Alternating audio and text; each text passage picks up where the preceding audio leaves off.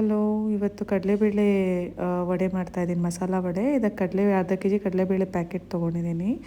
ಕಡಲೆಬೇಳೆನ ನೀರಲ್ಲಿ ಚೆನ್ನಾಗಿ ತೊಳೆದು 1 ಗಂಟೆ ನೆನೆಸಿಟ್ಕೋಬೇಕು. ಮತ್ತು ರುಬ್ಕೊಳ್ಳೋದಕ್ಕೆ 5 ರಿಂದ 6 ಎಸಳು ಬೆಳ್ಳುಳ್ಳಿ, 1 ಇಂಚ್ ಶುಂಠಿ, ಒಂದು 5 ಲವಂಗ, ಚಕ್ಕೆ, ಮೆಣಸು, ಹಸಿಮೆಣಸಿನ್ಕಾಯಿ ಹಾಗೂ ಸ್ವಲ್ಪ ತೆಂಗಿನಕಾಯಿ, ಉಪ್ಪು ಇದಿಷ್ಟನ್ನು ರುಬ್ಕೋಬೇಕು. ಹಾಗೂ ವಡೆಗೆ ಕೊತ್ತಂಬರಿ, ಪುದೀನ, ಕರಿಬೇವು, ಸಬ್ಬಕ್ಕಿ ಸೊಪ್ಪು ಬೇಕಾಗತ್ತೆ. ಇದನ್ನೆಲ್ಲ ಹಚ್ಚಿಟ್ಕೋಬೇಕು. ರುಬ್ಕೊಂಡಿದ್ದಂಥ ಮಸಾಲೆನ ನೆನೆಸಿದ ಕಡಲೆಬೇಳೆಗೆ ಹಾಕಿ ತರ್ತರಿಯಾಗಿ ರುಬ್ಕೋಬೇಕಾಗತ್ತೆ.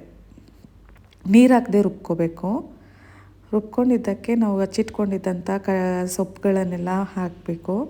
ಸಬ್ಬಕ್ಕಿ ಸೊಪ್ಪು ಸ್ವಲ್ಪ ಜಾಸ್ತಿ ಹಾಕಬೇಕು, ಟೇಸ್ಟ್ ಚೆನ್ನಾಗಿರುತ್ತೆ. ಸಬ್ಬಕ್ಕಿ ಸೊಪ್ಪು, ಕೊತ್ತಂಬರಿ, ಕರಿಬೇವು, ಒಂದು 4 ಪುದೀನ ಎಲೆ ಇದಿಷ್ಟನ್ನು ಹಾಕಿ ಸ್ವಲ್ಪ ಒಂದು 3 ಈರುಳ್ಳಿ,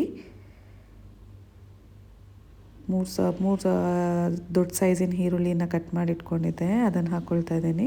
ಇದಿಷ್ಟನ್ನು ಚೆನ್ನಾಗಿ ಮಿಕ್ಸ್ ಮಾಡಿ ಇಟ್ಕೋಬೇಕು. ಇಲ್ಲಿ ಕಾದಿರೋ ಎಣ್ಣೆ ಇದೆ, ಇದಕ್ಕೆ ವಡೆನ ಹಾಕಿ ಬೇಯಿಸ್ಕೋಬೇಕು.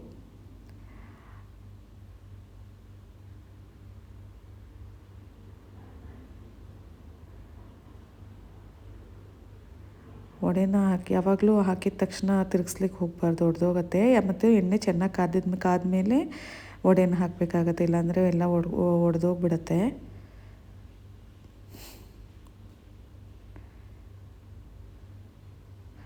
ಮೀಡಿಯಮ್ ಫ್ಲೇಮಲ್ಲಿ ಇಟ್ಕೊಂಡು ಬೇಯಿಸ್ಕೋಬೇಕು. ಸೊ ದಟ್ ಅವಾಗ ಒಳಗಿನ ಮಧ್ಯದ ಮಸಾಲೆ ಎಲ್ಲ ಚೆನ್ನಾಗಿ ಬೇಯುತ್ತೆ.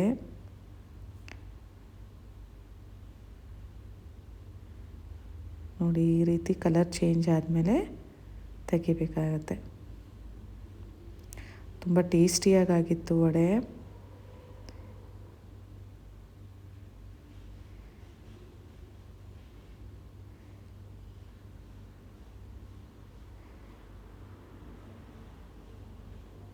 ನೀವು ಟ್ರೈ ಮಾಡಿ, ಹೇಗಿತ್ತು ಅಂತ ಕಮೆಂಟ್ನಲ್ಲಿ ತಿಳಿಸಿ. Thank you for watching.